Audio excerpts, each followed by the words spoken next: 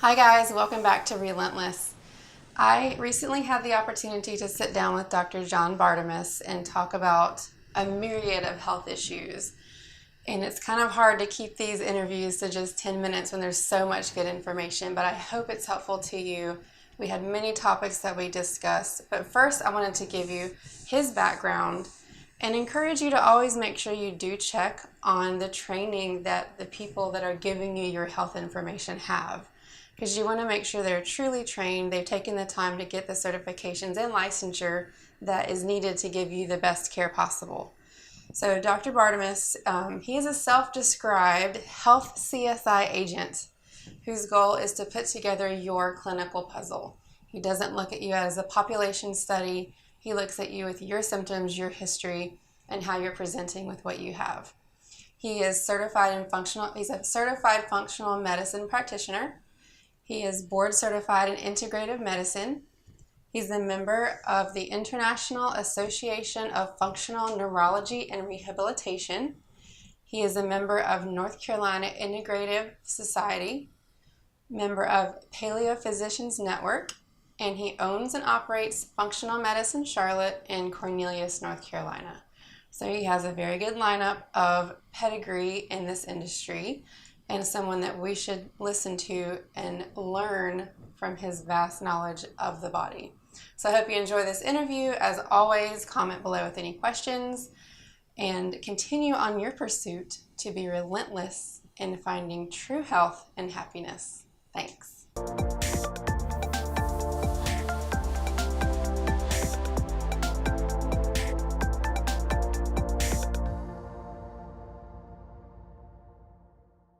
All right, and we're back again with Dr. John Bartemus, and we're going to talk about another hot topic today.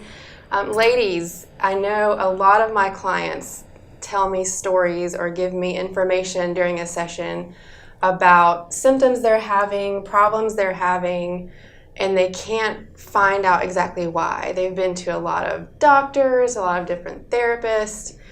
Their tests are coming back okay.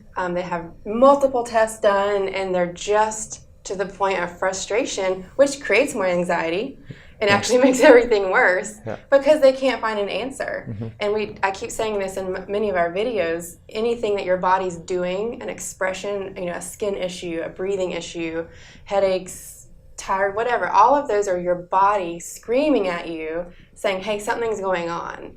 So as a woman or a man, either one, we go to the doctor or we go to a specialist and we say, listen, this is going on. And they run a test, and they come back to you and say, you're fine. And you're like, no, I'm not. There's something going on. Mm-hmm. What's going on? Yeah. Well, just to piggyback on that, and if they tell you you're fine and you go back enough times, they eventually, you may perceive that they're saying, well, here's an antidepressant, get out of here. Right? Yes. So basically at that point, you've reached the limit of knowledge of that clinician, mm-hmm. and you need to look deeper, as we always say. So when you're having tests done and they're called normal, they're looking for pathology on those tests. Mm-hmm. Okay, they're trained to see pathology, tumor, fracture, hemorrhage, cancer, whatever. Right. Okay, something in black and white they can circle and say that's it. That's right. And so if that's not there, you're normal. But there's a whole range of sick before disease, mm-hmm. and that sick lies in the normal range. Mm-hmm. Okay, so finding a practitioner with functional medicine training who knows the nuances of reading the lab values within the normal range, they can tell you, is that normal truly normal in an optimal range, or is that normal actually in the functionally elevated or functionally lowered range, which would be the sick category. Mm-hmm. And remember, it's a spectrum. So you're healthy, sick, diseased, right? So it takes time to develop the disease. And while you're going to the doctor 4 times over 4 months and you're in the normal range every time, a lot of times there's a trend where you can see, well, while I've been normal, it's been trending up. Mm-hmm. Why do we have to wait till we're outside normal range for the diagnosis and then the pill? Yeah. So if you're having that fatigue and that hair loss or cold hands and feet, weak hair, skin, and nails, those are many times thyroid symptoms, and the mainstream medical diagnostics or testing for thyroid are very insufficient. Mm-hmm. They'll typically run a TSH and a free T4 maybe, and they're going to base the whole you're good or you're not good on that. Well, a full thyroid panel is 9 markers. So if they're only running 2 and saying you're good or you're bad, you really can't say either from that, right? That's like if you were a realtor and I was going to say, I have a house, can you sell it? Yes or no? And you'd be like, well, I probably want to know how many square feet it has, what's the lot size, blah, blah, blah, blah, blah. And I'm like, no, yes or no. That's what they're doing with the thyroid. It's, am I good, yes or no? They're not asking all 9 questions that they need to know. So you get told, hey, you're normal, get out of here. If you go back enough, you get an antidepressant, leave us alone. But really what you need is to seek the cause. And many times your body screaming at you with those non-specific symptoms of fatigue and memory loss is it crying for, hey, look deeper. Because by definition, a non-specific symptom doesn't tell you where it is. Fatigue could be neurodegeneration, fatigue could be thyroid, fatigue could be you don't eat enough, you're at a caloric deficit. So to hear fatigue and then give you a B12 shot or something probably isn't going to do anything for many people because it's a bigger deal than that. And again, I'll go back to one of our other videos, the self-treating. I just recently saw a clinic that does B12 injections and this, that, and the other injection. And again, why? Why are you taking that one thing? What is it for? Is it accomplishing the goal? Like you said, I always compare things to a car. So if you're having trouble with your car and you just go to a car place and you buy a new alternator, put that in. We'll see if that works. But it wasn't the alternator. It was the battery or whatever. We're doing that with our bodies. And it's so scary when you think about it because it's like we're playing a chemistry experiment with our body.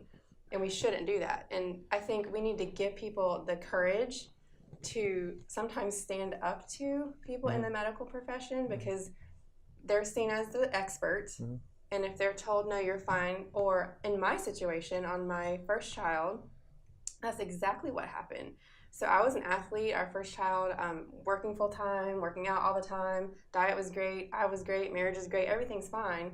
Had my first child, and I don't think I was really in depression at all. I just felt off. And I had 3 previous surgeries for ovarian cysts, so there was other stuff there they didn't ask about. I went in and let them know, I'm not feeling quite right. The first thing they did was give me an antidepressant. I mean, they didn't even ask any other questions. That was the first answer. So I think a lot of times what does that do for ovarian cysts? Nothing, exactly. So being an athlete and knowing I can be healthy if I do the right things with my body, I just intuitively, because we often intuitively know more than a practitioner that doesn't investigate properly, I just started eating really clean, working out more, asking for help from family, and I became okay. Luckily, I was already healthy. But if that's, the case with some people, I know with my clients, a lot of them have been misdiagnosed for years. They've been on regimens of other medications for years. So they have all of these other variables that they don't get looked at. They're done, they're in the past. They only look at what you're walking in with today. Right. And that's the problem with the specialty model. If I'm a neurologist, I only do brains. Don't tell me that you have gas and bloating in your GI tract. Well, why? Doesn't the brain control the GI tract and feed back? So I think it's important for people to understand that you can always ask why, and that's really a good test for your clinician is if you ask why, and can they give you a truthful answer or an answer that makes sense to you, or are they brushing you off or get white coat, that sort of thing. And you could also say, where did you read that? May I have a copy? So. Mainstream medicine is on the rooftop screaming evidence-based care, but if you look at accepted treatments and things that they do, there's often not evidence behind it. So if a clinician gets offended by you asking why or asking for proof, then that's probably someone you don't want to see anyway. So I think the takeaway from this video is be empowered for your own health. Be courageous enough to continue to ask questions. And don't stop looking. Don't take, hey, your labs are normal as an answer. And because oftentimes that's not the correct answer. And oftentimes the simple CMP, CBC that they run is not thorough enough or deep enough to tell us the truth. I say that test's just enough to tell you nothing. Right? So oftentimes you have to go above standard to find the deeper cause. So again, be relentless. It's your body. It's your health. don't stop until you get the answers that you need, and find the right practitioner that can help you find those answers. Thank you so much. It's been awesome to work with you. You're and welcome. I hope that we get a lot of people that will jump out of their comfort zone, try a different form of medicine, a new practitioner, and continue to ask questions to find true health. Thank you.